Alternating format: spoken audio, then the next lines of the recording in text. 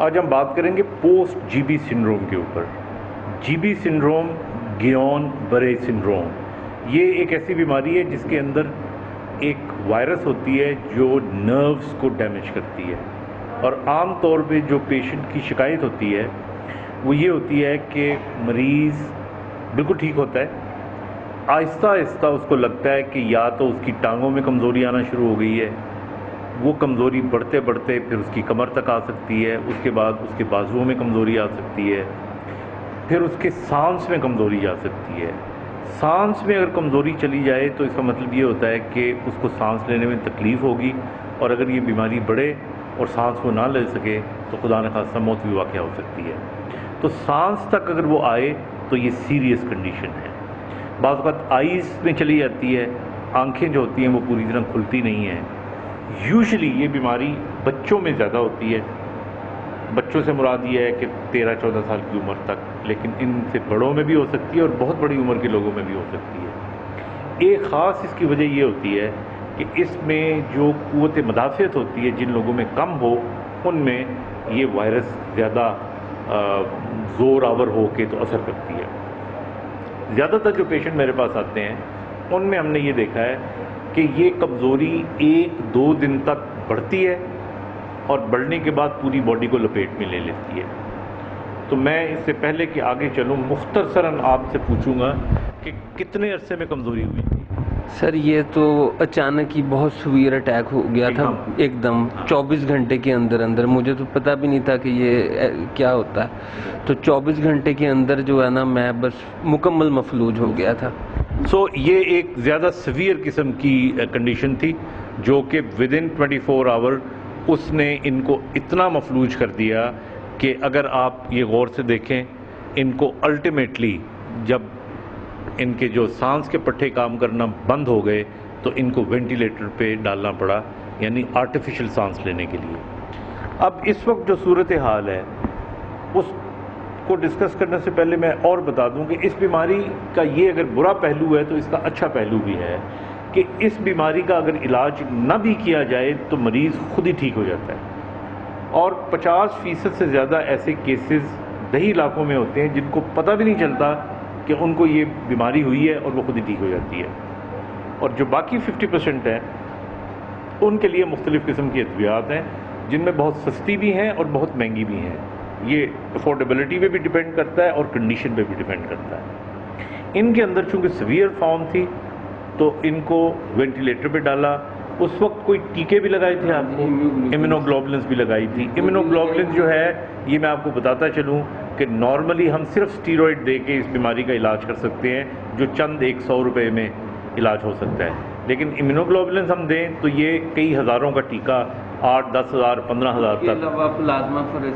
Plasma فریسس اس کا مطلب ہوتا ہے کہ خون جو ہوتا ہے اس کو چینج کیا جاتا ہے اور یہ مختلف اس کے ہیں. اب ہم اس بیک گراؤنڈ کے ساتھ دیکھتے ہیں کہ انہیں 2000 میں یہ بیماری ہوئی تھی اور آج 2013 ہے.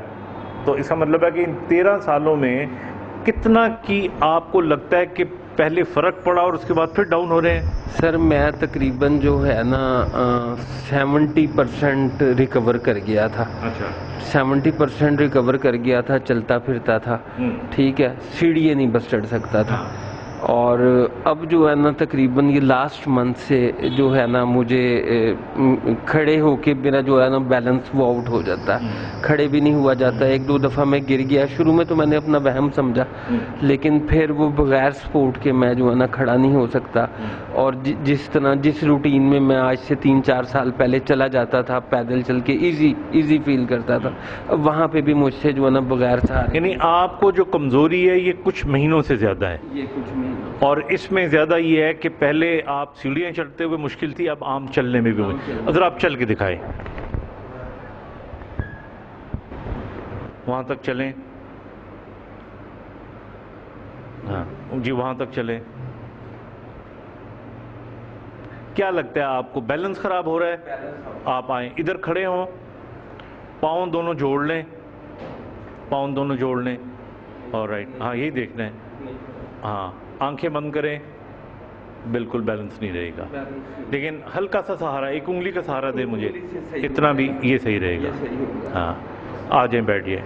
اب یہ میں آپ کو بتاؤں کہ اس کے اندر ایک تو جو پٹھوں کی عام طور پہ جو طاقت ہوتی ہے وہ کم ہو جاتی ہے اور یوزلی محسوس کرنے کی صلاحیت رہتی ہے, لیکن جو پوزیشن سینس ہے ان کی, یعنی جو بیلنس ہے, اس میں بھی تھوڑا سا نقص دیکھنے میں نظر آ رہا ہے, جو کہ شروع سے ہی ہے یا اب زیادہ ہوا ہے؟ پہلے نہیں تھا, اب زیادہ ہوا ہے. پہلے کھڑا ہو جاتا تھا سٹیبل. اب عام طور پہ اس بیماری کے اندر یوزلی جو پٹھوں کی طاقت ہے اسی کی کمی نوٹ ہوتی ہے, لیکن یاد رکھیے گا کہ جو مریض اس بیماری سے گزرتے ہیں جب ان کا ویٹ زیادہ ہو جائے تو اس سے بھی بیلنس جو ہے وہ تھوڑا سا ڈسٹرب ہو جاتا ہے, اور پھر اگر روٹین کی جو زندگی ہے اس کے اندر وہ روانی نہ رہے, مطلب آپ اتنی حرکت نہ کریں, تو اس سے بھی آپ کے جو مسلز ہوتے ہیں وہ ویک ہونا شروع ہو جاتے ہیں.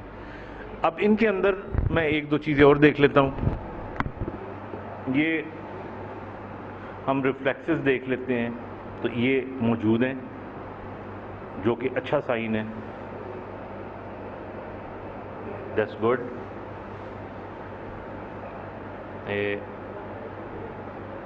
یہ بھی ہیں.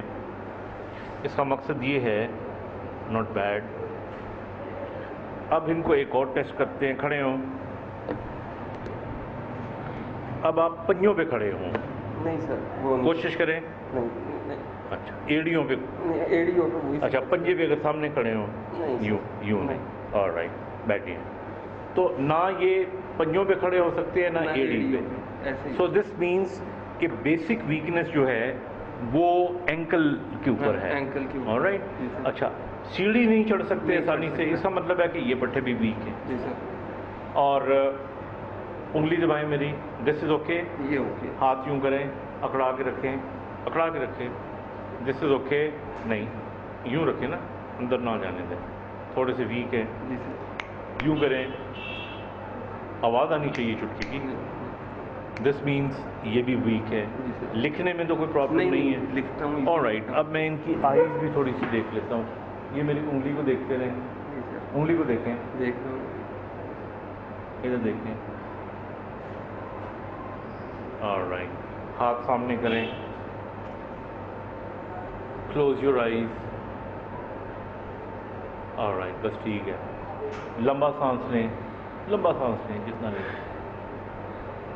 آپ کاؤنٹ کریں گے جلدی جلدی. 1 2 3. ایک سانس میں کتنا کاؤنٹ کرتے ہیں؟ اچھا, سانس لیتے ہیں. ہاں, جیسے میں کر رہا ہوں.